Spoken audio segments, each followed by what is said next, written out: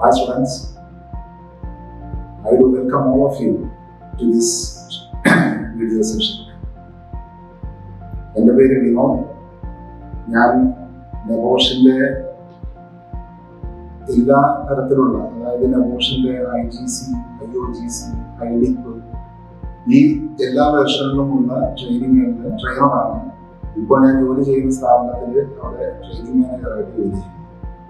ഇതിനു മുമ്പ് ഗൾഫിൽ construction, oil and gas, offshore എന്നീ മേഖലകളിലൊക്കെ ഞാൻ സേവനം അനുഷ്ഠിച്ചിട്ടുണ്ട്. നെബോഷിൽ more than 10 years എക്സ്പീരിയൻസ് ഉണ്ട്. പ്രധാനമായും ഞാൻ നിങ്ങളോട് ഈ വീഡിയോ കൊണ്ട് ഉദ്ദേശിക്കുന്നത്, പലപ്പോഴും പല സ്റ്റുഡൻസും അവരുടേതായിട്ടുള്ള ഒരുപാട് ക്വയറീസ്, അവരുടേതായിട്ടുള്ള ഒരുപാട് ആൻസൈറ്റീസ്, അത് not only related with the NEBOSH examination but for their future. ഇങ്ങനെയുള്ള പല ക്വയറീസും പലപ്പോഴായി ഞാൻ ജോലി ചെയ്യുന്ന സ്ഥാപനത്തിലോട്ടും എൻ്റെ പേഴ്സണൽ മൊബൈലിലോട്ടും പലപ്പോഴായി വരാറുണ്ട്. So before clearing your doubts, I would like to tell you at least what is NEBOSH and what is the importance of taking this NEBOSH certification. If you are not getting this certification, what will be the setback? NEBOSH എന്ന് പറഞ്ഞു കഴിഞ്ഞാൽ അതിൻ്റെ expansion ഇത്രയാണ്: national examination board for occupational safety and health. UK based കോഴ്സാണ് ഇത്. നിങ്ങൾക്കറിയാമായിരിക്കാം, വേൾഡിലെ ശക്തിയുടെ കാര്യത്തിലൊക്കെ നമ്മൾ സംസാരിക്കുമ്പോൾ പലപ്പോഴും നമ്മൾ ഉപയോഗിക്കുന്നത് അമേരിക്കയെ കണ്ടുപിടിക്കുക എന്നൊക്കെ ആയിരിക്കാം. But health and safety related കാര്യമാണെങ്കിൽ അമേരിക്ക എന്നല്ല, വേൾഡിലെ മറ്റേത് രാജ്യങ്ങളും they are just nothing in front of UK. UKയുടെ സേഫ്റ്റി, അതാണ് മിഡിൽ ഈസ്റ്റിലാണെങ്കിലും ഏഷ്യൻ കൺട്രീസിലാണെങ്കിലും യൂറോപ്യൻ കൺട്രീസിൽ മാക്സിമം ഫോളോ ചെയ്യുന്ന സ്റ്റാൻഡേർഡ് എല്ലാ അർത്ഥത്തിലും. നെബോഷിന്റെ പലതരത്തിലുള്ള കോഴ്സുകളുണ്ട്. പ്രത്യേകിച്ച് ഈ മേഖലയിലോട്ട് വരാൻ ആഗ്രഹിക്കുന്ന സ്റ്റുഡൻസിന് ഏറ്റവും സ്യൂട്ടബിൾ ആയിട്ടുള്ള കോഴ്സ് എന്ന് പറയുന്നത് നെബോഷ് IGC ആണ്. നെബോഷ് IGCയിൽ കുറച്ച് മാസങ്ങൾക്ക് മുമ്പ് 3 എക്സാമിനേഷൻ ഉണ്ടായിരുന്നു. IGCയുടെ 1, 2 and 3. ഇപ്പോ 2 എക്സാം മാത്രമേ. ഒരെണ്ണം നിങ്ങൾ റിട്ടൺ എക്സാമിനേഷൻ ആണ്. നിങ്ങൾ തന്നെ നിങ്ങളുടെ സിസ്റ്റത്തിൽ, ഐ മീൻ ലാപ്ടോപ്പിൽ നിങ്ങൾ ടൈപ്പ് ചെയ്ത് നിങ്ങൾ തന്നെ അത് നെബോഷിലോട്ട് അപ്ലോഡ് ചെയ്യണം. എങ്ങനെ, എപ്പോൾ, time duration, everything I will tell you. Second paper എന്ന് പറയുന്നത് IG2 ആണ്. That is entirely A project work. Project work എന്ന് പറയുമ്പോൾ നമ്മൾ സാധാരണയായി നമ്മൾ വർക്ക് ചെയ്യുന്ന നമ്മുടെ ഓർഗനൈസേഷൻ, നമ്മൾ ഏത് തരത്തിലുള്ള ജോലിയാണ് ചെയ്യുന്നതെങ്കിൽ, എന്തിന് നമ്മുടെ വീട്ടിലാണെങ്കിൽ, നമ്മൾ നടക്കുന്ന വഴിയിലാണെങ്കിൽ, എല്ലായിടത്തും കാണുന്ന ഒരുപാട് പ്രശ്നങ്ങളുണ്ട്. ആ പ്രശ്നങ്ങൾക്കെല്ലാം സേഫ്റ്റിയിൽ നമ്മൾ ഉപയോഗിക്കുന്ന വാക്കാണ് Hazard. Hazard simply means it is, കാരണം ഹസാർഡ് എന്താണ് എന്നൊരു ചോദ്യമുണ്ട്. മനുഷ്യനോ പ്രോപ്പർട്ടിക്കോ അല്ലെങ്കിൽ അവൻ ജീവിക്കുന്ന അന്തരീക്ഷത്തിനോ എൻവയൺമെന്റിനോ ഏതെങ്കിലും തരത്തിലുള്ള ബുദ്ധിമുട്ടുകൾ, അപകടങ്ങൾ ഉണ്ടാക്കാൻ സാധ്യതയുള്ള എന്തിനേയും വിളിക്കുന്ന പേരാണ് hazard. Potential to cause harm എന്ന് അതിനെ നമുക്ക് ചുരുക്കത്തിൽ വിവക്ഷിക്കാം. ഈ ഹസാർഡിനെ ബേസ് ചെയ്തുകൊണ്ട് ഹസാർഡ് റിസ്കിലോട്ട് കൺവേർട്ട് ചെയ്യുമ്പോൾ ഉണ്ടാകുന്ന അപകട സാധ്യതകളെ മുൻനിർത്തിക്കൊണ്ട് നമ്മൾ ഒരു റിസ്ക് അസസ്മെന്റ് കാര്യങ്ങളെല്ലാം ചെയ്ത് നമ്മുടേതായിട്ടുള്ള ആ പ്രോജക്റ്റ് എൻറ്റയർലി പ്രിപ്പയർ ചെയ്തതിന് ശേഷം നിങ്ങൾ എൻറോൾ ചെയ്തിട്ടുള്ള ഏതാണോ കോഴ്സ് പ്രൊവൈഡർ, ആ കോഴ്സ് പ്രൊവൈഡറിനടുത്ത് നിങ്ങൾ നിങ്ങളുടെ പ്രോജക്റ്റ് വർക്ക് സബ്മിറ്റ് ചെയ്യണം. പ്രോജക്റ്റ് സബ്മിറ്റ് ചെയ്തതിന് ശേഷം course provider will upload that onto NEBOSH. ഇതാണ് IG2 എന്നത്. IG1 കുറിച്ചാണ് പലപ്പോഴും സ്റ്റുഡൻസ് കൂടുതലായും സംശയങ്ങൾ ചോദിക്കാറ്. പല സംശയങ്ങളുമുണ്ട്. അതിൽ എനിക്ക് പേഴ്സണലി ജെനുവിൻ എന്ന് തോന്നിയിട്ടുള്ള ചില കാര്യങ്ങൾ ഞാൻ നിങ്ങളോട് പറയാം. Now I will tell in detail about IG1. IG1 എന്ന് പറഞ്ഞു കഴിഞ്ഞാൽ simply means health and safety management സിസ്റ്റത്തെ കുറിച്ചുള്ള സ്റ്റഡിയാണ്. കാരണം നിങ്ങൾ ഏതൊരു ഓർഗനൈസേഷന്റെ ഭാഗമായി പോയി കഴിഞ്ഞാലും അവിടെ ഫോളോ ചെയ്യേണ്ടതായിട്ടുള്ള ഹെൽത്ത് ആൻഡ് സേഫ്റ്റിയുടെ റെഗുലേഷൻസ് ഉണ്ട്. അതിനെക്കുറിച്ച് ആധികാരികമായ ഒരു നോളജ് നിങ്ങൾക്ക് ഉണ്ടായിരിക്കും. ഞാനിതിനു മുൻപ് നബോഷ് എന്താണെന്ന് ഞാൻ നിങ്ങളോട് പറഞ്ഞിരുന്നു. നിങ്ങളിൽ പലർക്കും നബോഷിന്റെ ഇമ്പോർട്ടൻസ് അറിയാമായിരിക്കാം. ഇല്ലെങ്കിൽ ഞാൻ ഒന്നും കൂടെ അതിനെക്കുറിച്ച് പറയുകയാണ്. ഇന്ന് ഈവൻ സബ്സ്റ്റാൻഡേർഡ് കമ്പനീസ് അവിടെ പോലും ഒരു ഹെൽത്ത് ആൻഡ് സേഫ്റ്റി ഓഫീസറായിട്ട് ജോലി കിട്ടണമെന്നുണ്ടെങ്കിൽ നബോഷിന്റെ സർട്ടിഫിക്കേഷൻ മാൻഡേറ്ററിയാണ്. നിങ്ങൾക്ക് എല്ലാവർക്കും അറിയാവുന്ന ഇത് നമ്മുടെ കൊച്ചിയില് വളരെ പ്രസിദ്ധമായ പ്രസ്റ്റീജിയസ് ആയിട്ടുള്ള പ്രോജക്റ്റ് ആയിരുന്നു കൊച്ചി മെട്രോ. അതിന്റെ എല്ലാമായിരുന്ന ശ്രീധരൻ സാറിനെയൊക്കെ നിങ്ങൾക്ക് എല്ലാവർക്കും അറിയാം. അവിടെ ഒരു സേഫ്റ്റി ഓഫീസറായിട്ട് ജോലി കിട്ടണമെന്നുണ്ടെങ്കിൽ മിനിമം ക്രൈറ്റീരിയ നബോഷ് സർട്ടിഫിക്കേഷൻ ഉണ്ടായിരിക്കണം എന്നാണ്. ഞാനിത് പറയാൻ കാരണം പലപ്പോഴും സ്റ്റുഡൻസ് കരുതി വെച്ചിരിക്കുന്നത് ഇന്ത്യയിൽ ഹെൽത്ത് ആൻഡ് സേഫ്റ്റി ഓഫീസറായിട്ട് ജോലി കിട്ടാൻ നബോഷിന്റെ ഒന്നും ആവശ്യമില്ല. അതൊക്കെ ഗൾഫ് കൺട്രീസിൽ പോയാലോ അല്ലെങ്കിൽ യൂറോപ്യൻ കൺട്രീസിലോട്ട് പോയാലോ അല്ലെങ്കിൽ ലാറ്റിൻ അമേരിക്കൻ കൺട്രീസിലോട്ട് പോയാലോ ഒക്കെ ആവശ്യമുള്ളൂ എന്നാണ്. അങ്ങനെയല്ല. ഇന്ന് ഈ ഫീൽഡിൽ ഹെൽത്ത് ആൻഡ് സേഫ്റ്റി ഓഫീസറായിട്ട് നമുക്ക് ജോലി ലഭിക്കണം എന്നുണ്ടെങ്കിൽ നബോഷിന്റെ സർട്ടിഫിക്കേഷൻ ഒരു മാൻഡേറ്ററി ആണ്. Okay, I am coming back to IG1. IG1 as I told you, it is related with the health and safety management system. ഈ ഹെൽത്ത് ആൻഡ് സേഫ്റ്റി മാനേജ്മെന്റ് സിസ്റ്റത്തിൽ അതിൽ കുറച്ച് മൊഡ്യൂൾസ് ഉണ്ട് ഓരോന്നിനെ സംബന്ധിച്ചു. ഒരു ഹെൽത്ത് ആൻഡ് സേഫ്റ്റി പോളിസി എന്ന് പറഞ്ഞാൽ എന്താണ്, മാനേജ്മെന്റ് സിസ്റ്റത്തിന്റെ പ്രധാനപ്പെട്ട ഭാഗങ്ങൾ എന്താണ്, ഹെൽത്ത് ആൻഡ് സേഫ്റ്റി കൾച്ചർ എന്ന് പറഞ്ഞാൽ എന്താണ്, ആ കൾച്ചറിനെ പുറകോട്ട് വലിക്കാനുള്ള കാരണങ്ങൾ എന്തൊക്കെയാണ്, ഒരു സൈറ്റിൽ ഏതെങ്കിലും തരത്തിലുള്ള ഒരു ഇൻസിഡന്റ്, അതൊരു ആക്സിഡന്റ് ആയിക്കോട്ടെ, നിയർ മിസ് ആകട്ടെ, ഡേഞ്ചറസ് ഓക്കറൻസ് ആകട്ടെ, what ever it may be, അങ്ങനെ ഒന്ന് ഉണ്ടായിക്കഴിഞ്ഞാൽ അത് ഇൻവെസ്റ്റിഗേറ്റ് ചെയ്യേണ്ടതിന്റെ ആവശ്യകത എന്താണ്, എന്തുകൊണ്ടാണ്, ഇങ്ങനെയുള്ള കുറച്ച് ടോപ്പിക്സുകളെല്ലാം ചേർന്നതാണ് നമ്മുടെ IG1 എന്ന പേര്. ഇതിൽ ഒരു സ്റ്റുഡന്റ് അയാൾ already course provider through enrol ചെയ്ത് കഴിഞ്ഞാൽ നമുക്ക് എല്ലാവർക്കും അറിയാം, കൊറോണ കാരണം classroom training session it is quite impossible. We can even imagine it. അപ്പോ നമ്മുടെ മുന്നിലുള്ള വഴി എന്ന് പറയുന്നത് ഓൺലൈൻ ക്ലാസ്സസ് ആണ്. എൻറോൾ ചെയ്തിട്ടുള്ള സ്റ്റുഡൻസിനെ എല്ലാവരെയും കോഴ്സ് പ്രൊവൈഡർ അറിയിക്കും എന്നാണ് ഓൺലൈൻ ക്ലാസ്സസ് സ്റ്റാർട്ട് ചെയ്യുന്നത്. ഓൺലൈൻ ക്ലാസ്സിൽ നബോഷിന്റെ അപ്രൂവ്ഡ് ട്രെയിനർ നിങ്ങൾക്ക് ക്ലാസ് എടുക്കും. ആ ക്ലാസ്സിൽ ട്രെയിനർ നോട്ട്സ് ഉണ്ടാവും, നിങ്ങൾക്കുള്ള സ്റ്റഡി മെറ്റീരിയൽസ്, അത് ഏതെല്ലാമാണ്, ഏതെല്ലാം രീതിയിലാണ് പഠിക്കേണ്ടത്, അതാത് സമയങ്ങളിൽ ഓരോരോ സെർട്ടൺ ഇന്റർവെൽ അതിന് അനുസരിച്ച് മോക്ക് എക്സാമിനേഷൻസ് ഉണ്ടാവും. ആ എക്സാമിനേഷൻസിൽ നിങ്ങളുടെ പെർഫോമൻസ്, നിങ്ങൾ വരുത്തി വെക്കാൻ സാധ്യതയുള്ള ചില പ്രോബ്ലംസ്, അത് എങ്ങനെ ഓവർകം ചെയ്യണം, ഇതെല്ലാം അടങ്ങിയതായിരിക്കും ഓൺലൈൻ ക്ലാസ്. ആ ക്ലാസ്സിന് ശേഷം നിങ്ങൾക്ക് എക്സാമിനേഷന് മുമ്പായി പഠിക്കാനുള്ള enough time you will get. So, when you studied the entire topic and when you are 100% confident enough, you are going for the written examination. Written examination നിങ്ങൾക്ക് നിങ്ങളുടെ വീട്ടിലിരുന്ന് നിങ്ങളുടെ സിസ്റ്റത്തിൽ നിങ്ങളുടെ ലാപ്ടോപ്പിൽ ചെയ്യാവുന്നതാണ്. It is A open book examination.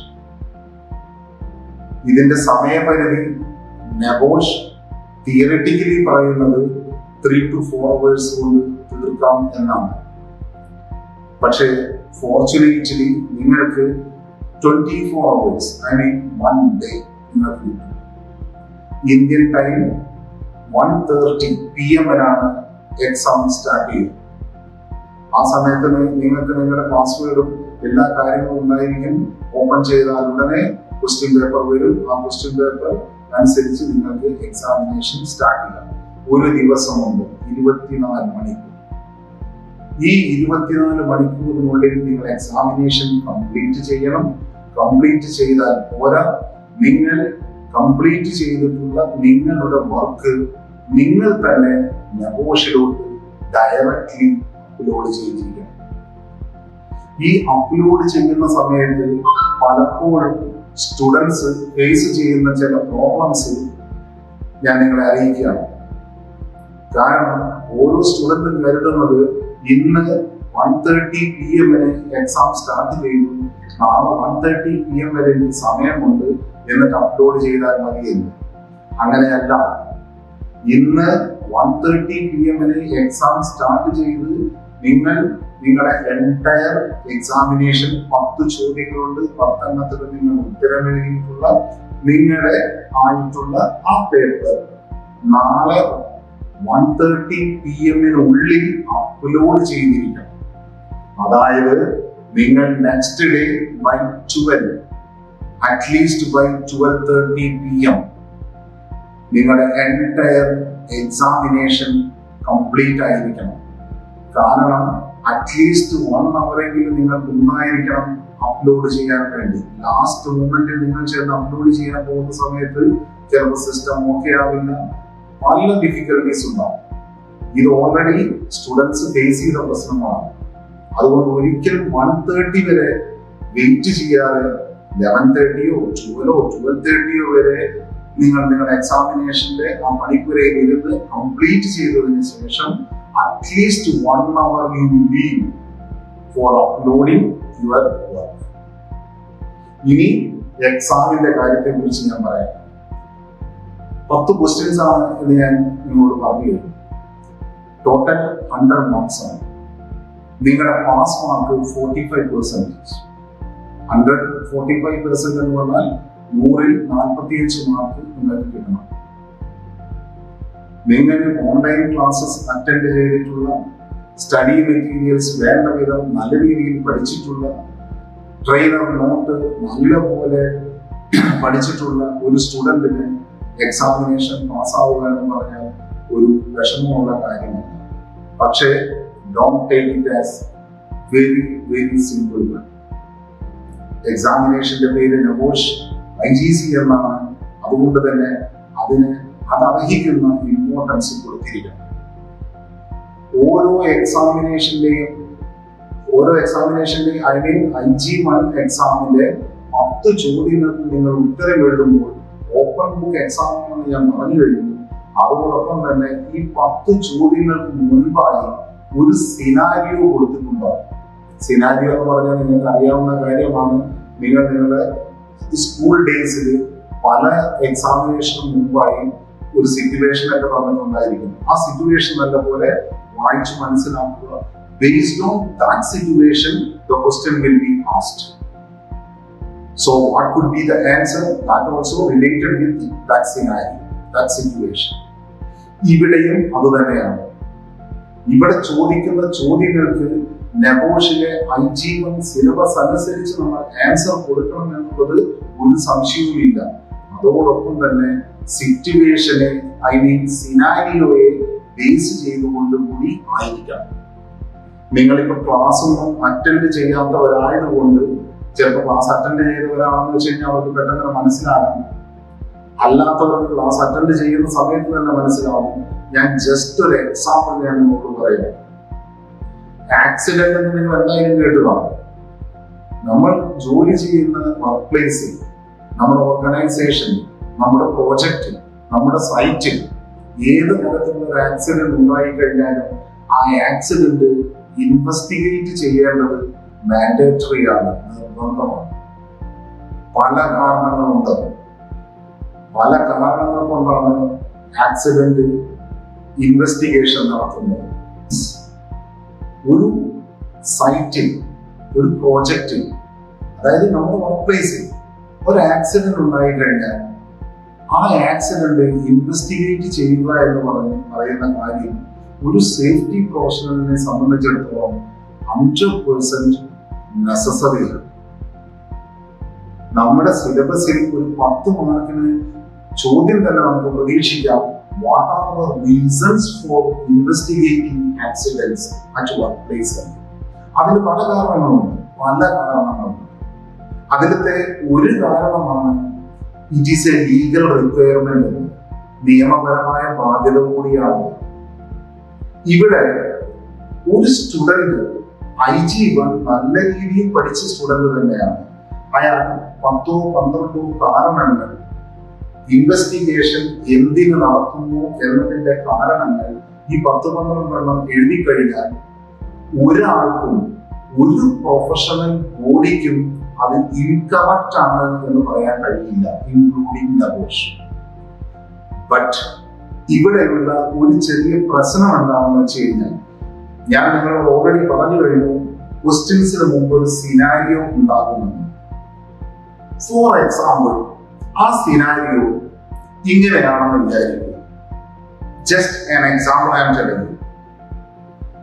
ആ ഒരു സിനാരിയോ കുറിച്ച് ഞാൻ ഈ പറയുന്നത്, നിങ്ങൾ ഒരു പുതുതായി newly joined safety officer or safety adviser in a construction site. ഇനി ആ കൺസ്ട്രക്ഷൻ സൈറ്റിൽ അപ്രോക്സിമേറ്റ്ലി ഇത്രയും സ്റ്റാഫ് ഉണ്ട്. ആ കൺസ്ട്രക്ഷൻ സൈറ്റിലെ മെയിൻ ആക്ടിവിറ്റീസ് സോൺസോ ഒക്കെയാണ്. അവിടെ ഒരു കാർ പാർക്കിംഗ് ഏരിയ ഉണ്ട്. ധാരാളം വെഹിക്കിൾസ് വരുന്നു, പോകുന്നു. ഒരു ദിവസം ഒരു വെഹിക്കിൾ പാർക്കിംഗ് ഏരിയയിൽ നിന്നും പുറത്തോട്ട് എടുക്കുന്ന നേരത്ത് ഒരു ചെറിയ ഇൻസിഡന്റ് ഉണ്ടായി. അതിനെ പോകുന്ന ഒരു സ്റ്റാഫ്, നമുക്കൊരു വർക്കർ എന്നോ എന്ത് വേണമെങ്കിൽ വിളിക്കാം, അയാൾ ജസ്റ്റ് ആ വെഹിക്കിൾ വന്ന് ഹിറ്റ് ചെയ്യേണ്ടതായിരുന്നു. പക്ഷെ ഹിറ്റ് ചെയ്തില്ല. അതിന്റെ പേരിൽ ആ ഡ്രൈവറും ആ സ്റ്റാഫും തമ്മിലൊരു ചെറിയ ഡിസ്പ്യൂട്ട് തന്നെ അവിടെ ഉണ്ടാകും. അതായത് അപകടം സംഭവിച്ചില്ല, അപകടം സംഭവിക്കാമായിരുന്നു. നമ്മുടെ സേഫ്റ്റി ടീമിൽ അതിനെ വിളിക്കുന്ന പേരാണ് നിയർ മിസ് എന്ന്. അതായത് ജസ്റ്റ് നാരോലി എസ്കേപ്ഡ്.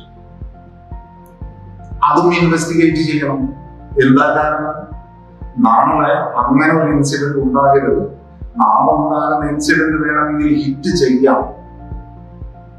അപ്പോ ആ ആക്സിഡന്റ് അങ്ങനെയുള്ളൊരു സിനാരിയോ ആണ് നമുക്ക് തന്നിരിക്കുന്നത്. ഇത് ഞാൻ ജസ്റ്റ് കുറച്ച് പറഞ്ഞതേ ഉള്ളൂ, കുറച്ച് കൂടുതലുള്ള സിനാരിയോ. എന്തുകൊണ്ടാണ് അങ്ങനെ ജസ്റ്റ് ഹിറ്റ് ചെയ്യാനുള്ള അവസരം ഉണ്ടായത്? അവിടെ ആഡിക്വേറ്റ് ലൈറ്റിംഗ് ഇല്ലായിരുന്നു. അവിടെ ആക്സിഡന്റ് പലതും ഉണ്ടായിട്ടുണ്ടെങ്കിൽ അതൊന്നും റിപ്പോർട്ട് ചെയ്തില്ലെങ്കിൽ എന്തുകൊണ്ടാണ്? അവിടുത്തെ ഹെൽത്ത് ആൻഡ് സേഫ്റ്റി കൾച്ചർ എന്താണ്? അവിടുത്തെ ടോപ്പ് ലെവൽ മാനേജ്മെന്റിന്റെ ഹെൽത്ത് ആൻഡ് സേഫ്റ്റിയോടുള്ള ആറ്റിറ്റ്യൂഡ് എന്താണ്? ഇങ്ങനെയൊക്കെയുള്ള ഒരു സിറ്റുവേഷൻ ആണ്, ഒരു സിനാരിയോ ആണ്. Now I am coming to a particular question, and that question is, what are the reasons for investigating accidents? സ്റ്റുഡൻസിന് അതിന്റെ ആൻസർ അറിയാം. കാരണം അവർ IG1 നല്ലപോലെ പഠിച്ചിട്ടുണ്ട്. അവർക്ക് 10-12 റീസൺസ് ഉണ്ട്. അതെല്ലാം അവർക്കറിയാം. അവരത് ഒരു മടിയും കൂടാതെ, ഒരു പേടിയും കൂടാതെ അവർക്ക് അത് അവരുടെ ആൻസർ ഷീറ്റിലോട്ട് എഴുതി വെക്കാൻ കഴിയുന്നവരാണ്. നെവോഷന് അത് വേണം. But I would like to remind you, നെവോഷന് അത് മാത്രം പോരാ. ഈ സിറ്റുവേഷനെ ബേസ് ചെയ്തുകൊണ്ട് കുറച്ച് കാര്യങ്ങൾ കൂടെ നമ്മുടെ ഈ ആൻസറിൽ വേണം. സിറ്റുവേഷനെ കുറിച്ച് എന്താണ് അപ്പോൾ അവിടെ മെൻഷൻ ചെയ്യേണ്ടത്? ഈ ആക്സിഡന്റ് ഇൻവെസ്റ്റിഗേഷൻ ഇന്നതിനൊക്കെയാണ് നടത്തുന്നത് എന്ന് എഴുതുന്നതോടൊപ്പം തന്നെ ഈ വർക്ക് സൈറ്റിൽ അല്ലെങ്കിൽ ഇത്തരം ഒരു വർക്ക് സൈറ്റിൽ ഇങ്ങനെയൊക്കെയുള്ള ഇൻസിഡന്റുകൾക്ക് സാഹചര്യമുണ്ട്, ചാൻസസ് ഉണ്ട് എന്നും കൂടെ നമ്മൾ എഴുതി വെക്കണം. നമുക്ക് ഉദാഹരണം പോലും എഴുതാം. ഒരു കാറ് റിവേഴ്സിലോട്ട് എടുക്കുന്നു, ആ സമയത്ത് അലക്ഷ്യമായി നടന്നു വരുന്ന ഒരാളെ അത് ഇടിക്കാൻ സാധ്യതയുണ്ട്. അങ്ങനെയുള്ള ഒന്നോ രണ്ടോ എക്സാമ്പിൾസ് കൂടെ ആകുമ്പോൾ എന്തായി, നമ്മൾ ആ സിനാരിയോ യഥാർത്ഥത്തിൽ മനസ്സിലാക്കി അതിനുശേഷം ആക്സിഡന്റ് ഇൻവെസ്റ്റിഗേഷന്റെ റീസൺസ് എന്താണോ അത് എഴുതുകയും ചെയ്യും.